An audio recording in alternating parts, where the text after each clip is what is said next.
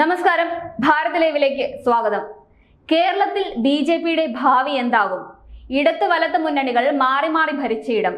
അരിവാൾ ചുറ്റുകയും രണ്ടിലയും മാത്രം ചിഹ്നങ്ങളായി നെഞ്ചിലേറ്റിയിരുന്നവർക്ക് ഇന്നിപ്പോൾ മാറി ചിന്തിക്കണമെന്ന് കാലം ബോധ്യപ്പെടുത്തി കൊടുത്തു കഴിഞ്ഞു.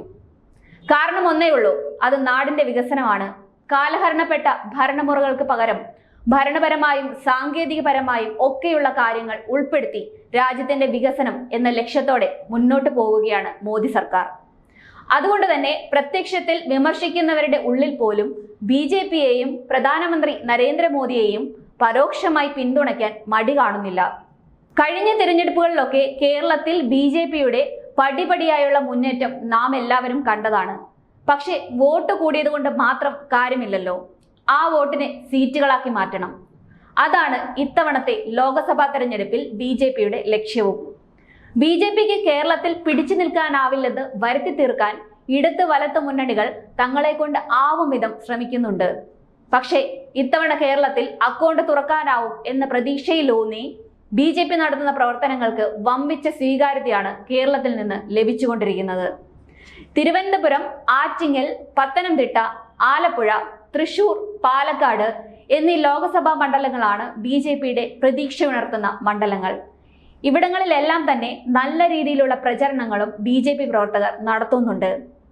ഇതിനു മുൻപ് നടന്ന തിരഞ്ഞെടുപ്പിൽ തിരുവനന്തപുരത്ത് കഴിഞ്ഞ തവണ ശക്തമായ ത്രികോണ മത്സരം നടന്നപ്പോഴും ശശി തരൂരിന്റെ തൊട്ടു പിന്നിൽ ബി.ജെ.പി സ്ഥാനാർത്ഥിയായ കുമ്മനം രാജശേഖരന് എത്താൻ കഴിഞ്ഞിരുന്നു. 2019 തിരഞ്ഞെടുപ്പിൽ 4 മണ്ഡലങ്ങളിൽ ബി.ജെ.പിക്ക് ഒന്നാമതെത്താൻ സാധിച്ചിരുന്നു. ഇത്തവണ തിരുവനന്തപുരത്ത് ശശി തരൂരിന് ഒത്ത എതിരാളിയെയാണ് ബി.ജെ.പി രംഗത്തിറക്കിയിരിക്കുന്നത്, രാജീവ് ചന്ദ്രശേഖർ. വിചാരിച്ചതിലും വേഗമാണ് ഇത്രയും ദിവസം കൊണ്ട് രാജീവ് ചന്ദ്രശേഖർ ജനസമിതി നേടിയെടുത്തത്. തീരദേശവാസികളിൽ നിന്ന് തുടങ്ങി IT വികസനത്തിന് വരെ ഒരുപോലെ മുൻതൂക്കം നൽകാൻ കെൽപ്പുള്ളയാൾ. വളരെ പ്രതീക്ഷയോടെയാണ് തിരുവനന്തപുരത്തെ ജനങ്ങൾ രാജീവ് ചന്ദ്രശേഖറിനെ പിന്തുണയ്ക്കുന്നതും.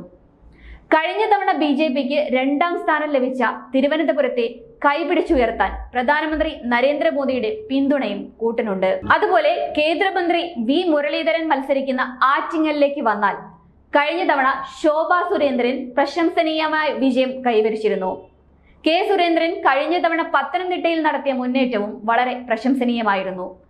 2,97,000 വോട്ടുകളാണ് സുരേന്ദ്രൻ പത്തനംതിട്ടയിൽ നിന്ന് അന്ന് നേടിയത്. ഇത്തവണ അനിൽ ആന്റണിക്ക് കുറച്ചുകൂടെ വോട്ട് പിടിക്കാൻ കഴിഞ്ഞാൽ പത്തനംതിട്ട ബി.ജെ.പി സ്വന്തമാക്കും.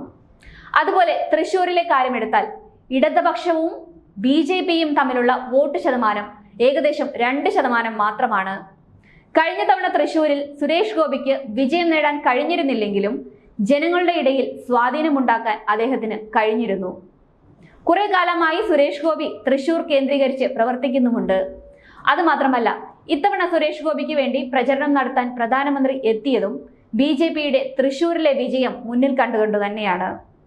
പാലക്കാടാണെങ്കിൽ കഴിഞ്ഞ തവണ ബി.ജെ.പി സ്ഥാനാർത്ഥി കൃഷ്ണകുമാർ 1,00,000 വോട്ട് കുറവായിരുന്നെങ്കിലും CPM അടക്കി ഭരിച്ചിരുന്ന പലയിടങ്ങളിലും വിജയം കൈവരിക്കാൻ ബി.ജെ.പിക്ക് അന്ന് കഴിഞ്ഞിട്ടുണ്ടായിരുന്നു. 2 ലക്ഷത്തിലധികം വോട്ടുകൾ നേടാനും അവിടെ സാധിച്ചു. ബി.ജെ.പിയുടെ പ്രവർത്തനങ്ങൾ ദീർഘകാല അടിസ്ഥാനത്തിലുള്ളതാണ്. കേരളവും തമിഴ്നാടുമൊക്കെ ബി.ജെ.പിയുടെ അടുത്ത ലക്ഷ്യങ്ങളാണ്.